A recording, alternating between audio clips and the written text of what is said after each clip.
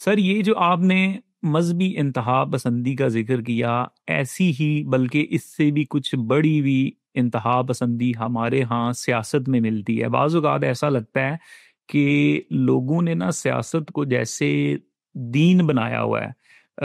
ان لوگوں سے اگر ہم یہ کہیں جی کہ نماز پڑھنی چاہیے، اللہ کی بات ماننی چاہیے، تو آگے سے کہیں گے جی کہ او بھئی ملک آزاد نہیں ہے، ہم غلام ہیں، آپ کو نمازوں کی پڑھی ہوئی ہے، پہلے یہ ہے کہ ہمیں آزاد ہونا ہے، اس کے خلاف علم بلند کرنا ہے۔ تو مطلب محسوس ایسا ہوتا ہے کہ بعض لوگوں کو نا جیسے سیاسی بیماری ہوئی بھی ہے، یا کبھی کبھی تو ہمیں یا مجھے ایسا لگتا ہے کہ شاید ہم ہی کو تھوڑے سے اب نارمل ہیں جو سیاست میں دلچسپی نہیں لیتے ہیں۔ تو یعنی محسوس ایسا ہوتا ہے کہ جیسے نا ان کے نزدیک دنیا پارٹیوں میں تقسیم ہوئی ہوئی ہے، یعنی یا تو لوگ پی ٹی آئی کے ہو سکتے ہیں، یا نون لیگ کے ہو سکتے ہیں، یا پیپل کے ہو سکتے ہیں، اس کے علاوہ کوئی بندہ ہوتا ہی نہیں ہے غالباً بعض لوگوں کے نزدیک۔ تو ایسے میں ہم جیسے لوگوں کو کیسے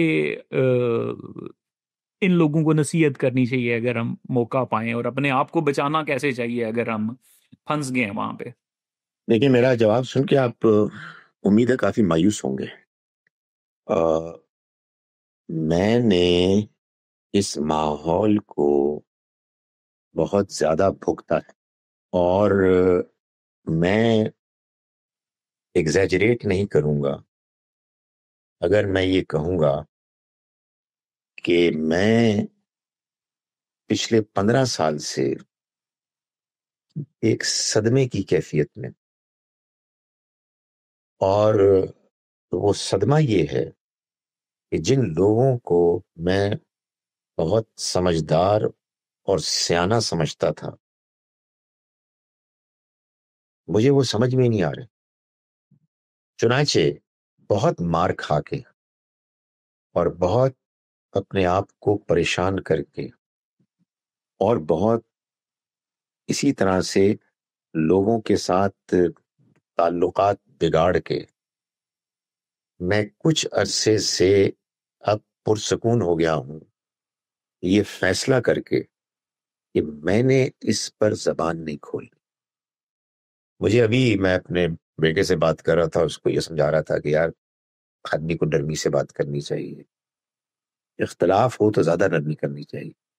تو اس نے مجھ پر طنز کیا کہ تو آپ سیاست میں کیا کرتے ہیں؟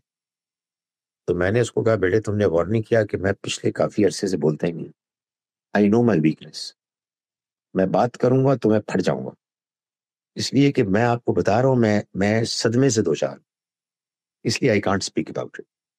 میں اپنے آپ کو اس معاملے میں بے بس محسوس کرتا۔ سو دنیا میں اور بہت سارے کام ہیں، مجھے سیاست میں نہیں، دین میں کچھ تھوڑا بہت کنٹریبیوٹ کرنا ہے۔ میں افورڈ نہیں کر سکتا کہ میں سیاست پہ گفتگو کر کے لوگوں کو لوز کروں۔ میرے اندر صلاحیت ہی نہیں ہے کہ میں لوگوں کو سیاست کے معاملے میں کوئی بات سمجھا سکوں، اس لیے میری طرف سے معذرت ہے۔ جی سر، میں مایوس نہیں ہوا آپ کی بات سن کے، بلکہ مجھے شرح صدر ہوا ہے کہ آپ بھی انہی مسائل سے دوچار ہیں جن سے میں دوچار ہوں۔ الحمدللہ اب نہیں ہو، اب تو ٹھیک ہے خاموشی ہے۔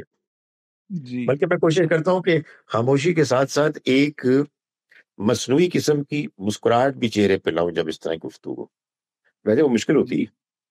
جی اچھا سر، یہ سعدیہ آفاق صاحبہ کہہ رہی ہیں جی کہ یہ وہی ویڈیو ہے جو آپ نے گروپ میں 7 منٹ کی شیئر کی تھی جی غالباً، جی کہ جی، وہ وہی ہے، مجھے یاد آیا کہ میں نے شیئر کیا، جی بالکل وہی ہے۔ جی۔ ڈاکٹر ریاض احمد صاحب آپ سوال کر لیجئے، اس کے بعد جی پھر السلام ہم۔ علیکم جی وعلیکم السلام۔ ڈاکٹر خالد صاحب، میں تو آپ کا مشکور ہوں، آپ کی باتیں سن کے مجھے بڑی خوشی ہوئی ہے۔ یہ جو آخری بات آپ نے کی ہے نا، کہ شاید میری رائے جان کر آپ مایوس ہوں گے، ریلی آپ کی رائے جان کر بہت خوشی ہوئی۔ ہمارے اکثر اگر مربی حضرات یہ رائے اختیار کر لیں نا تو ہمارے لیے، بلکہ پوری قوم کے لیے میں کہتا ہوں بہت بہتر۔